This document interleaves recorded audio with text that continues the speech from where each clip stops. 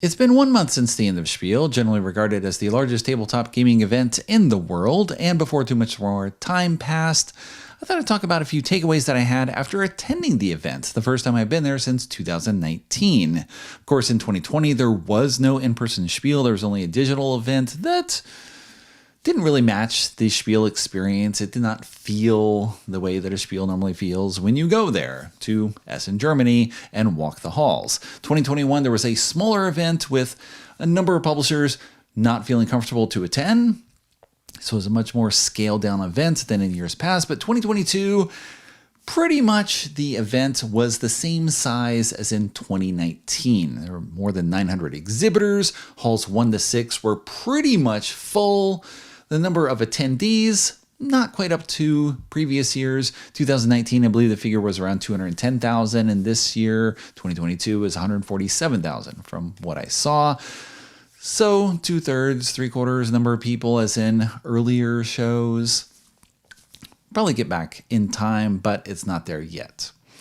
But I did get to go. Walked around, saw lots of games, talked to lots of publishers, saw lots of people, and had a few thoughts about what I saw and what it may portend for future conventions, just the game industry at large, and what you will be playing in the future. Curious to see what takeaways you might have, so maybe I'll give mine, and then you can list yours in the comment, and then we'll talk about them. And maybe do a follow-up video just to comment on what you thought as well. So I had 7 things that came to mind. I'll try to keep them brief. Number 1 is a bit self-serving. I had a lot of people tell me that the BoardGameGeek booth was missed. In past Spiels, typically BoardGameGeek had a decent-sized booth where we would do a live stream where we interview designers and publishers about their new releases. That was a big part of the booth, but we also had a section for the BGG store with promos and special Geek Up items that we had for sale. There was also a section for Geek Buzz where people could scroll down a list of everything on the BGG preview for Spiel, more than 1,000 items, and thumb up whatever they were interested in. Ideally things they'd already looked at or played and thought were great and other people should check out. And we had a scrolling monitor where you could look at the top 50 things, I believe, and see what you might want to look at while you're at the show. So there's 3 main elements of the booth, but at the beginning of 2022, we decided to keep things simple for ourselves and just not host any booths at any conventions. We didn't want to get in a situation where we were about to go to a show and people were sick, especially the host who would be interviewing people, and what do we do now? What do we do now if Derek and Lincoln go down? We don't have people to run the broadcast equipment. What are we going to do? Why put ourselves in that situation if we don't have to? So we did not host any booths.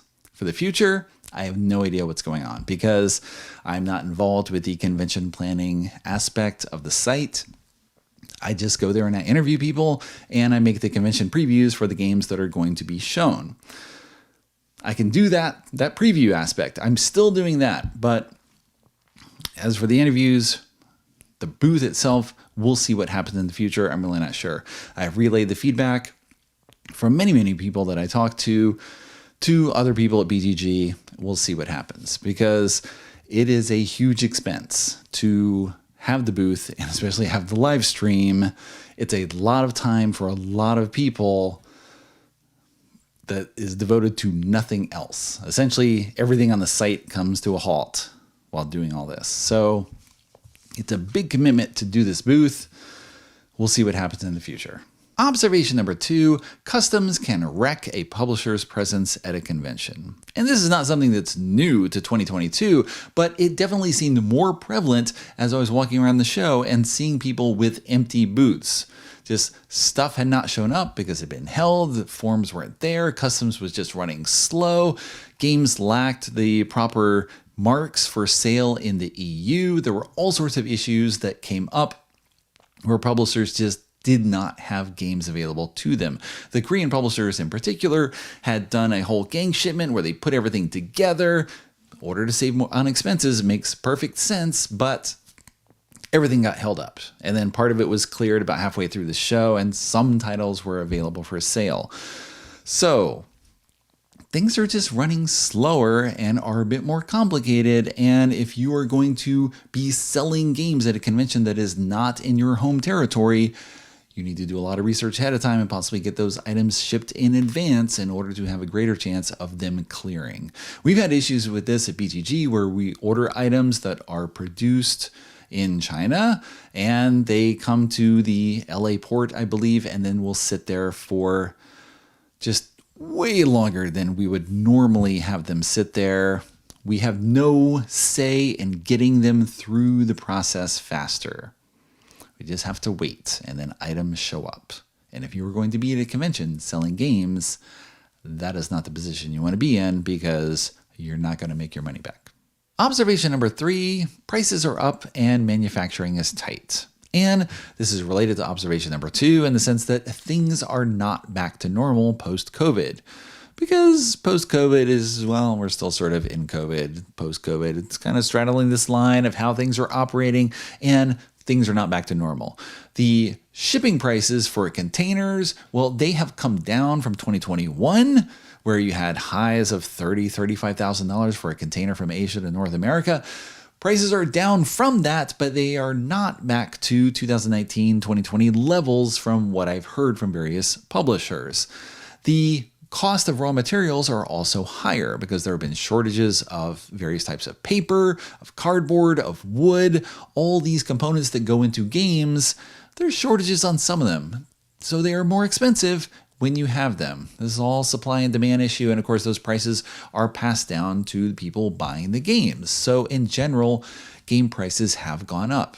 Some publishers have responded by going to smaller games, not just smaller packaging, but actual smaller games. We're just going to make things that have fewer components in them so that prices will be lower and we can still have a 20 euro game. Otherwise, you're going to have base games that are more like 60 euros, 70 euros. Prices that are not outrageous given what's going into the games, but are higher than they used to be and people might not be familiar with. You have higher labor costs. You have manufacturing shortages where you are not able to get everything made. Sometimes that's tied into raw material shortages, and sometimes it's just a lack of time at the manufacturer to get something done. I spoke with publishers where they said, well, we're going to have this many games and now we're going to have fewer because this is what we can do. You're trying to manage everything and get stuff done. But of course, there are many, many, many factors along the way that have to be wrapped into the production chain to get that game delivered. And things are not back to normal in terms of production. So not all the games are getting done. They're not made the same way. There's different types of games being made. And the ones that are like games in the old days are more expensive just because the components and labor and everything going into them is more expensive. Just things are not back to normal. I mean, it's partly a result of the success of how much games caught on in 2020. There were huge sales of many familiar games, all the classics with the Catan and Ticket to Ride and Dominion, all those, they were selling tremendously well, and so well that there was not available manufacturing time to necessarily restock in a timely manner. And we're still sort of having this, from what I can tell, just so successful that you can't get things made, which is just such an odd position to be in, but that's the position we're in. There's lots of talk from various people about manufacturing in the US. Would that help in terms of lowering cost or making things more available? And the answer, of course, is maybe, ? There's all sorts of issues because who is going to start these manufacturing facilities? Who is going to invest the millions of dollars needed for this facility to exist, for production to begin years down the road? And what are the costs involved with that? Because labor costs are different in North America than they are in Europe, than they are in Asia. The cost of raw materials will be different, right? What is possible with a manufacturing facility? These are all questions that are kind of question marks. And if manufacturers want to investigate that, okay, but it's not like you can just, pull a switch and be like, yes, now we're making stuff in the US, because things are not always comparable in terms of what you can make where. Plastics, for the most part, generally made in Asia, because things are set up to make plastic manufacturing extremely affordable in China, primarily as a result, as I understand, due to low labor costs. So that does not carry over when you move manufacturing to the US or Europe.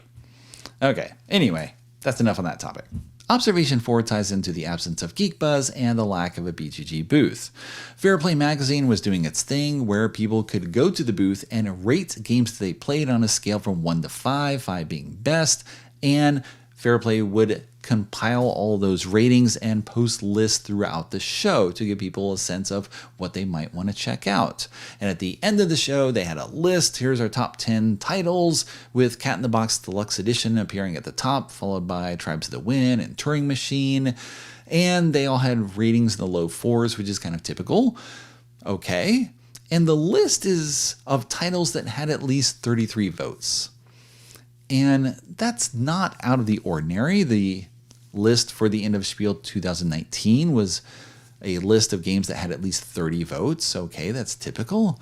But that number seems incredibly small, given the number of people who are appearing at the show. And there was no geek buzz to sort of bounce off the two lists and get a sense, well, what's appearing on both lists? What's hitting with both audiences? Because generally different types of audiences vote on Fair Play as vote in BGG on the geek buzz.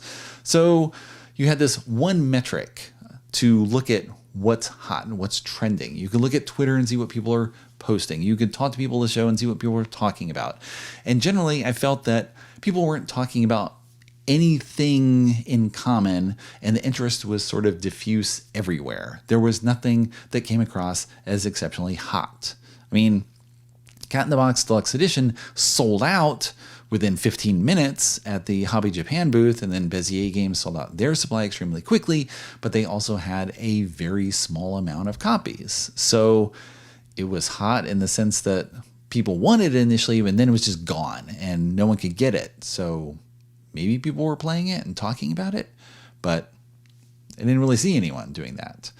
And it's hard to see anything because there are so many games there. And maybe this is something that I only notice after an absence of 3 years, where I go back to Spiel and I'm looking around, there's just so many hundreds of games being played, especially this show, given that you had new games from 2020 and 2021 also being presented, things that people had not seen because they had not had a convention appearance previously.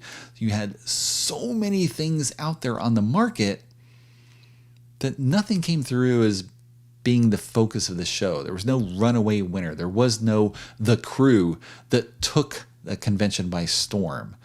There wasn't something like that that just spread virally and then everyone picked up. So it just felt weird and diffuse. And of course, that's fine. Many people have different interests in what they like in a game. So maybe the market is just broad enough now that things don't catch on the way they used to. Or maybe it's just an unusual show where we have 3 years of products showing up all at once and people's interests are all over the place. And no one's settling on any one particular thing because there's so much that's new. That ties into observation number 5, in that it felt like a very tiny cog in the larger gaming market as a whole. I mean, me personally, but also everyone, because you have your own particular taste for what you like. Ideally, there's games out there that you favor, but there are also thousands of other games that are not to your taste, that other people like. I feel like that all the time because I write about many, many new games on BGG News, and most of them are not to my taste. I would not want to play most of them, but I think that other people will, so I write about them. So I had this notion, of course, that yeah, the market is incredibly large and diverse in terms of the games that are released, and most of them are for other people. And so it's your challenge just to find the ones you like. And there is so much out there. I just felt a little lost sometimes because I'd visit a publisher and they'd say like, here's our 6 new games. And you're like, can I even fathom getting overviews of these 6 new games? Also, I have another 100 publishers that I want to visit. I think that feeling of being a small part of the large market hit harder due to the lack of hotness, due to the lack of things that people were buzzing about and excited to talk about, where different people would say different things and you're like, great, you're finding the thing that's perfect, but there's no one thing that lots of people are talking about, that everyone will want to talk about in the future. It's instead people finding particular niche things for them. And that's great that people can find those things, but it makes it harder when trying to survey the market at large and look for general trends and other things along those lines, where what should I talk about among the thousands of things that are possible? There's so much around that could be talked about, that could be played. I feel a little frozen sometimes trying to decide what to actually do. And so instead I just have to be like, well, let's do this because it's in front of me or I'm there or whatever it is. We'll make that happen, because better that than just feeling like I don't know what to do and then freezing. Observation 6, QR codes were everywhere. I saw lots of publishers using them to share how to play videos or rule books or Kickstarter announcements or Kickstarter signups or mailing list signups or all sorts of other things.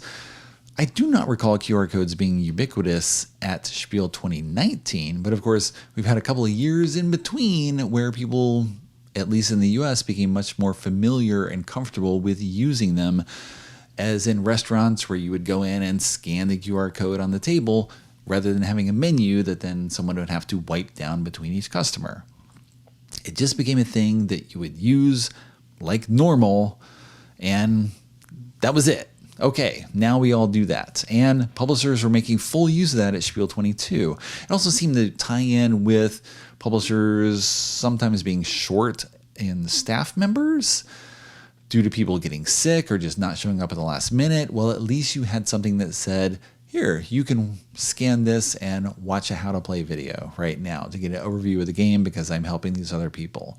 I'm doing sales and I can't demo at the moment, but you can watch this. So it had many different uses at the show, and I saw them so many places where I do not recall seeing them in the past. And again, it makes sense for lots of different reasons.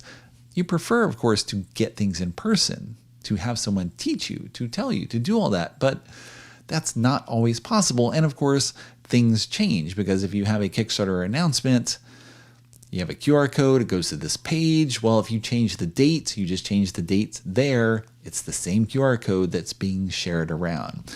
I picked up a preview copy of Fork from Tate Wu of Sunrise Tornado Game Studio.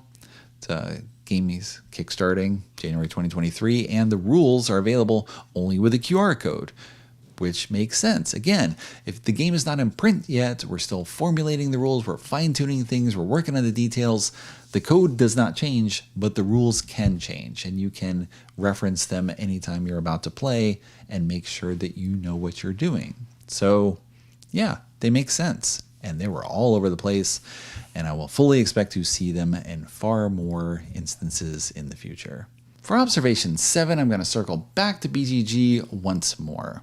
I met with dozens of designers and publishers at Spiel 22, and inevitably they had one or more questions about how to do something on the site, such as upload an image or add a new version for an edition of a game, or make an existing image the representative image, or how to upload a web link or a video or a rules file, or update a biography, add a picture for a designer, have a project appear on Crowdfunding Countdown. There are so many different things that people ask about, both at conventions and via email. I field a lot of questions from publishers and designers. A lot. And I need to stop doing that, because ideally I could spend that time writing posts and doing videos and doing all this other things. So publishers, designers as well, if you're self-publishers, here's the link. You can sign up to my publisher mailing list, and I'll send out a note roughly once a month explaining some aspect of the site. And I understand this information could be useful to everyone, but I want to keep this sign up to publishers because that's who I interact with most frequently. I have questions that appear over and over again, and I have sort of stock answers that I might have an email response to. I use this program called Text Expander where you can use little nicknames and it pops out a text to replace the nickname. And I use that quite frequently for certain questions, but I need to do even more of that. Need to do that thing where you teach someone to fish and ideally they can do it themselves, because publishers are the best source for all of this information.